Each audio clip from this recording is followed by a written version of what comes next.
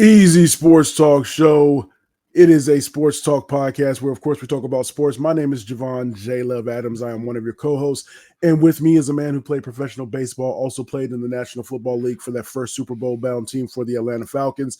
He is an author. He is a motivational speaker. I'm talking about my brother, none other than Ed Easy Smith. What is good, man? We got Ghost in the Machine over here, but Yeah, I guess so. pre-recorded.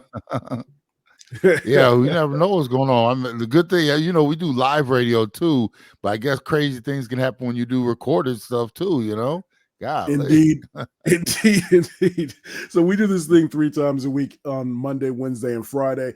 And so, you can, however you have reached us, we appreciate it. Make sure you rate, subscribe, all those things. You can go to easysportstalk.com, easysportstalk.com, and you can sign up for our newsletter. It is free, and that way you get notified about the different things that we do. And we also have the Believe in the Arizona Cardinals podcast, which went live today.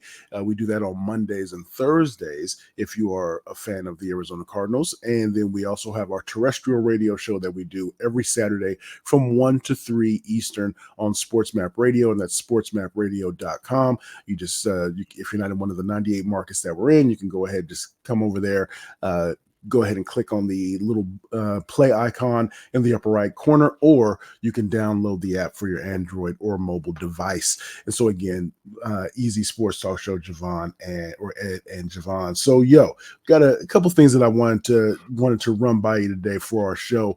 One is that when we were talking about in our show yesterday for the Believe in the Arizona Cardinals, when we recorded it, kind of almost like a react, almost format going back to what we've done in the past. We talked about, and I've seen it. I saw it last night when I was watching the news. When they got to the sports section, the sports part of the news locally, and it came up. Clayton Tune, the Cardinals, they lost they go to Los Angeles, they lose to the Rams. Joshua Dobbs did not play well, so that's that. He just didn't play well. Some bad reads, just did not play well. But I don't think that they should put in Clayton Tune, and we talked about that. I think we're on the same page. But my question to you is, when do you go if you don't have some highly drafted rookie waiting in the wings? When do you go to a backup quarterback? When is the good time to do that? It's definitely not now. Right, right. Here's the thing. It all depends on what your goals are as an organization. What have we seen from Joshua Dobbs over these first 6 games that is like ultimately like atrocious? You look at what are the goals of the Arizona Cardinals to begin with? Is Tune their future quarterback? Is he something that, hey, we got to take a look at this young man because, he might one day be the dude that's going to lead this organization? No, you already have Kyler Murray. If you're not going to roll with Kyler Murray, you're probably going to be moving forward with another draft pick in the draft. Okay. So right now, this is all about treading water till you get to that point of no return. And when I say that point of no return, that's tuned. That's when, okay, we're 12 games into the season. Let's go ahead and give the young man a look just in case he might be a viable backup, because he is not a starting quarterback in the NFL.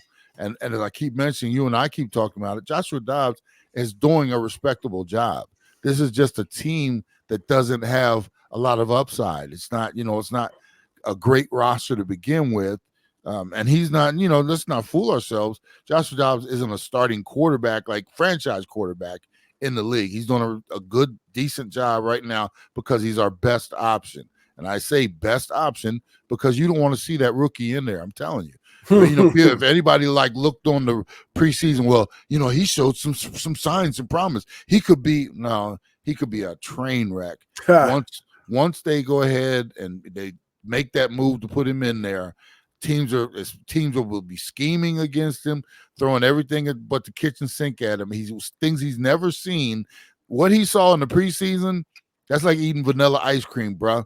Right. Then you get into the regular season where everything counts and everything picks up, and the speed and that's rocky road mixed with pistachio nut and butter pecan. I mean, that sounds like a weird mix, but that's what I'm Yeah, saying. It is yeah, everything thrown into that bowl, and he's just not ready for it. And like I said, we're not at a point where, hey, we got to see what he can do. No, we're trying to, and I mentioned this to you yesterday. You also have to think about and be fair to the other 52 guys on that roster that are out there giving it everything they got. You want to put the best option out there, because you take Tune and put him out there. He's a train wreck. Now, all of a sudden, instead of we're getting embarrassed instead of just beaten. There is a difference, Jay. There's a right, difference between being embarrassed each week right. and being beaten, where you're at least look like an NFL team. You're out there competing. Think about this, Jay. We're 1-5. We very easily could be 3-3. Could be 4-2, doggone it, if you think about it. Yeah, You lose a Washington game that you had chance to win. You blow a 20-point game, a lead against the Giants. A couple others we haven't been in, and that's what it is. The recency bias of we went to San Fran. Okay, who hasn't gotten beaten by San Fran minus Cleveland Browns? And right. then yesterday we were just outmanned again over in LA. But like I said, to be crying for the backup quarterback who's a rookie who's never seen action, because Dobbs, oh my God, be careful what you wish for. You'll get it. And then you'll be wishing you'll be wishing that you had Dobbs back in the lineup. I guarantee you. And you did mention, again, believe in the Arizona Cardinals. We talk about this, and we also talk about the recap of the game. But you did mention this, that oftentimes what happens in situations like those is, so whoever's your quarterback that's starting right now. So we know that Joshua Dobbs is a placeholder. He's played well enough to establish himself as, you could be a backup quarterback in this league. So nobody's trying to say that he should be a starting quarterback. But what will happen is, there's a scenario that could happen where he loses the starting job. Clayton 2 comes in. Clayton 2 plays like a rookie. Nothing wrong with that, but you're a rookie. And then they go back to Joshua Dobbs, but you burnt him already. You see what I mean? Yeah. You mentioned that. You mentioned that on the podcast. Yeah. I mean, this man has done nothing but go out there and give you the best that he's got, his best. And Jay, there's a reason. The head coaches, they know there's a reason. They see these players each and every day. They also know what rookies are capable of. And if Clayton Tune was a second-round pick, third-round pick, he was a fifth-round pick, and there's a reason why he was a fifth-round pick. He's a prospect, long term. Like these guys, very rarely does it happen, and maybe everybody's getting fooled a little bit because what's going on over there in San Francisco. Well, he was the last pick of the draft. Okay, how many times has that happened in the history of the NFL, Jay? And you got Brady, who was a sixth-round pick. We've got a young man over there in the perfect system, doing this thing, but it doesn't happen all the time. There's a reason why. Right. And like I said, stay pat with what we have. Now, and I'm not saying we get to week 12, 13, and you got 3 or 4 weeks left, Jay. That would be, you asked the question, when do you go? That would be the perfect time, because now you want to give him a little action, reward him for all the hard work during the season, running the scout team, stuff like that. But it is way too early in the season to be going to him to, mess his confidence up and also take this team and tank it now. That's the other thing. Yeah. If you really want to do it, if that's your ultimate goal, that T word, if that's your ultimate goal, then by all means go ahead. But that's what you would be doing if you made that move this early in the season, because he will not and does not give you the best chance to win. And everybody, I get the text all the time. It's tune time, isn't it? It's tune time. Oh, okay. Yeah, if you want to, you don't want to see that right now. Indeed. So, Easy Sports Talk Show, Javon and Ed. So, quick question about what was the biggest surprise for you on the run sheet I had. What is the biggest surprise for Sunday, week 6? But I'm just going to say the weekend. So if there's something that you were going to say, and I'll go first, because as I was preparing to ask you this question, the biggest surprise to me was USC getting blown out by Notre Dame. I didn't expect USC to go undefeated, but and I've heard some of the talking heads say this since over yesterday, I guess, is that, or even Saturday night as I was on my way back from an event, that USC could lose a couple more times because that defense is real suspect. That defense is super Mhm. suspect. I said it before. It's my alma mater, but if San Jose State can put up 28 points on you, we know something is going on. Something is amiss. And so the USC losing in that fashion to Notre Dame was my biggest surprise of the weekend. What about you? The fact that their defense is so bad, that's why it's not my biggest surprise. Okay. I mean, that they've been playing with fire all year long. They just ran into that team that put up enough on them, and they couldn't put up enough to counter it. But their defense has been suspect all along. Mine is the way Philly and San Fran went down in the same weekend. I know they Okay. were both on the road against two really good defenses, but it just, it just, I don't know. I always nobody. I said it on one. I might even said it on the Saturday show. Nobody's going undefeated, but I was throwing it out there because I was like, San Fran is rolling right now. I didn't expect them both to go down in the same weekend in the same manner. Right. Neither of them played well. San Fran had a chance to win that one in the end, and man, I don't feel bad for kickers, but I feel bad for them, bro. When they go out there and do what the San Fran kicker did, you got a chance. Teams played bad all game. We can escape with the dub. All you got to do is do your job. And we're not asking you to do we're not asking you to do any kick an 80-yard field goal. We Right. got down there 40-yard field goal. The average on those is so high. It's like, and you can't do your job to get us out of here with a win. Yeah. That's a tough plane ride home, bro. Nobody wants to talk to that Oh, dude. I didn't think about that yet because they were on the road. Yeah. Nobody wants to talk to that dude on the way home. And you could be 20 for 20 on the season and you miss that one. It's like, why now? So yeah, that I was just surprised at how both of them went down on the same day against teams that we thought, one of them playing with a backup quarterback that's been there for weeks, the other one playing without Deshaun Watson, backup quarter PJ Walker or whatever his name is. And I'm like, wow, that was strange for me. What I did mention, and I wasn't trying to speak it into existence or anything, but what did I say on the Saturday show? I said San Francisco, they break down the injuries at some point. Yes, They you had did. two big injuries. I wasn't trying to make it happen, but that's just when you look at historically. I mean, I know all teams have to deal with injuries, but for some reason, the San Francisco 49ers, it could be Juszczyk, it can be Kittle, it can be Debo Samuels, Christian McCaffrey. We know that he has an injury history, but yeah, so they had two big injuries. You spoke it into existence too, bro. When it happened too, I was like, damn that Jay. He spoke it into existence. Oh my goodness, I was not trying to do that. I was not trying to do it, but yes. So Easy Sports Talk Show, Ed Smith, Javon Adams. So before we get into, I want something that I heard this morning that I didn't think about, and that when I mentioned this, you'll probably say, "Yeah, that's true." So we'll get to that in just a minute. But before that, I just want to know give me something that you typically make on a Sunday for when you're watching games, or it could even be Saturday. So when you're watching games, some type of meal that you typically, or a meal that you have made that's in the rotation. It might be once every 3 or 4 weeks. It might be once every 9 weeks, whatever it is. Is there something that you prepare that you think, yeah, this is what I got to do, and especially Q and say, yeah, Dad, you got to make that. But what's something that you make that's on that menu? Well, Saturdays are usually a recovery day from cooking all through the week, because we got to work and do. So Saturdays usually I'll get myself some Thai food or something, or have some leftovers from Friday. Yeah. Sunday I do it like Big Mama around here, bro. Sundays are for cooking. Some people are like, well, we'll just do such and such. I'm like, that's not an acceptable Sunday meal. Sunday has to be made with love. So anything I do on every Sunday is something I'm either doing for Amanda and Quinn, or when she gives me, hey, this is your Sunday, because certain things they don't eat. So it's like, you do you. That's when I'll do like the seafood pasta, or there's no rhyme or reason to it. It's just, what are we in the mood for? But it's got to be a Sunday dish that's made with love, meaning I can't just do some, quick something. It's got to be something that takes some time. I love putting effort into it.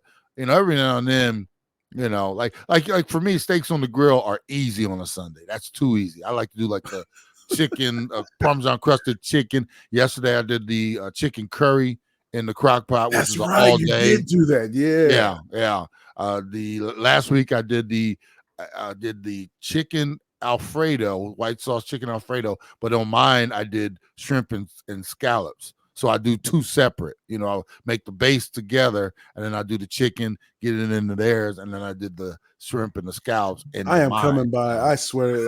I think next Sunday after I'm done, I'll take a shower before I walk in your house, so that way I'm not sitting there. Everybody say, "What is that smell?" Hey, I take requests, bro. I take requests. I put it down. I get my own. When I get the real, I get my southern down. I'll do the neck bones and the greens and the black eyed peas and whatever it is. Hey, bro, I did some turkey butts one week. Some turkey tails. Yeah, you gotta say call them turkey tails for those who are right. Yeah. So, Easy Sports Talk Show. So, all right. Now the Dbacks and the Phillies, that series starts today. So that the NLCS, the Dbacks, they have gone further than we have expected. Here's something that I heard that I was listening to Bickley and Murata this morning, coming back to get ready for our pod today.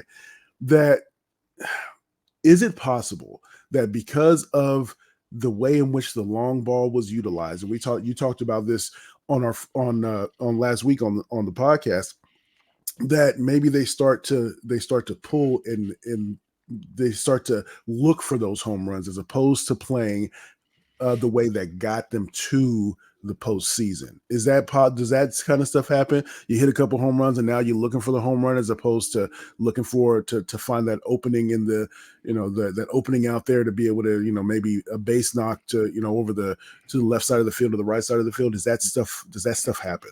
It can if you don't have a great manager. And that's why people think, well, these guys just go out there and they just do it, right? No, good manager, he'll remind you there's a reason why we are where we are after the 162, the reason why we are after the wild card and the surprise win in the NLDS. So, a lot of teams, you start get, full of yourself, and good manager will remind everybody, this is our identity. This is why we are where we are. Will reground them. And also he has the switch because he's the one he's going to remind everybody, I need base runners. And then once I get you guys on, I'm going to get you running. We're going to do some hit and running. We're going to, take the extra bags, et cetera, et cetera. So he's the one who can pull the string. If you're a manager, like think about what Yankees and some of the other teams have done over the last couple of years. Managers just sits over there and waits for somebody to hit the 2-run or 3-run home run. He's not, because he's not putting anybody in motion. He's not trying to take the extra bags, not encouraging guys to extend that single to a double, extend that double to a triple if you can, because their thought is, hey, just get on.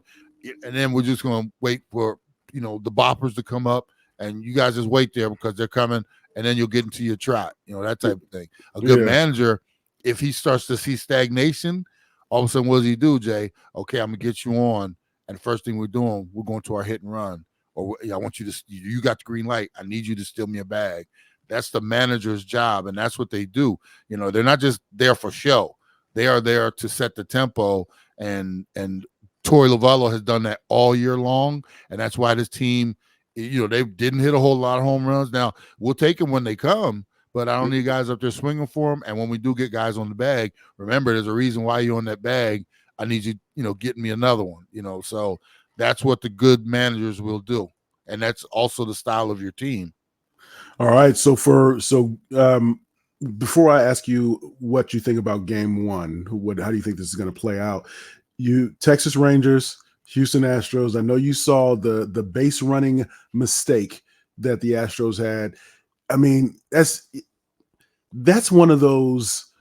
That's an aberration. It's not going to happen again, right? But you gave up a game, so you can't do those things that the Astros were not winning at the time, but they could have at least had somebody on base, right? Somebody to be, because that long fly ball, it looked like it was going to go out or go over the center fielder's head. He ended up catching it, and so that kind of messed everything up. But that's an aberration, right? You don't expect those types of gaffes from a team like Houston, right?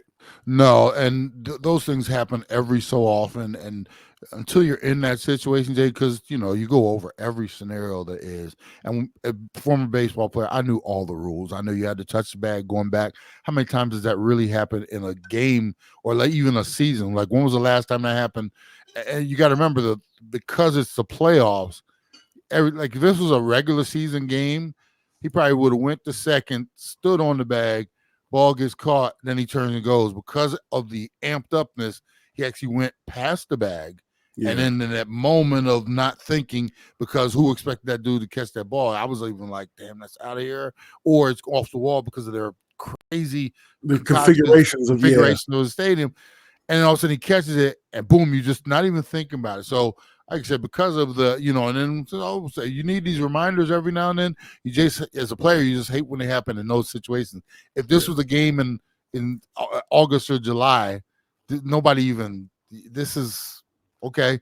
It's a game that the people in the stadium and whoever might have been watching it. This is playoffs, so everybody is watching. It's the series, the championship game, and so it's magnified. But it's a bad reminder because it happened in such a crucial situation, one that won't happen. I guarantee you it won't happen again. Right. Yeah, it won't happen again. So so I found one site that has the Arizona Diamondbacks that, of course, Phillies by 1.5 runs, so essentially 2 runs. But how do you see this first game playing out in this seven game series? I think the moment might be a little bit too big for the Diamondbacks today, and then what happens is you're assaulted, but your senses are assaulted, right? And so now when you get to game 2, all right, we're good now. Now we can start to maybe ease into what we do, or be a little more comfortable in the moment. How do you think today's game plays out? It could go one or two ways, Jay. They could go over there because it's going to be a hostile environment. Philly is, you think you've seen.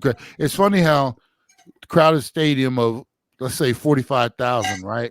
Mm-hmm. It can be so different. Like you come to our stadium of 45,000, and it's just not the same. It's like it's the same number of people, but it's just wow. It's like those people are crazy over there. and it's a different environment. And I've been in some of those different environments, and they can shock your system a little bit because players are like, golly, I've never seen anything like this. Real quick, I remember we went to play NFC Championship game in Minnesota. I've been in stadiums all over the place, bro. And I heard some rowdy Sunday afternoons. I had never heard anything like that. I was just like, oh my God. So the one or two things can happen. We can go over there and we get rolled, which very easy because Philly's playing just as well as we are. They're hitting the ball. They're boppers. They can leave the park in a quick second. So if we go over there and pitching's not what it's supposed to be, we could be down 5-6-0 in a heartbeat. Or these guys are so nobody expected us to be here anyway. And what's that old saying? You don't know what you don't know. Exactly. So they could be like, hey, yeah. And next, this would be the game that I think, they could steal, maybe get out early like they did against the Dodgers, first inning, sock them a little bit, quiet their fans, make them uneasy. We could go over there and get one. How do I think it's going to play out? I think Philly's going to be waiting on us, to be honest with you. And this might be a little, they might beat us around the park a little bit. I don't think that, even with that being said, I think we could still win this series, but it's going to be rough. All right. So that is Ed Smith. I am Javon Adams. We do it 3 times a week, Monday, Wednesday, Friday in podcast form. So make sure you tell a friend about what we do here. You can go to easysportstalk.com, easysportstalk.com. Eventually we're going to have Ed start doing some articles, doing, some writing up on there. We gonna have him dust off his laptop there and get that done. But again, so tell a friend about what we have going on here, and we'll see you on Wednesday. And as we always like to say around this time, you can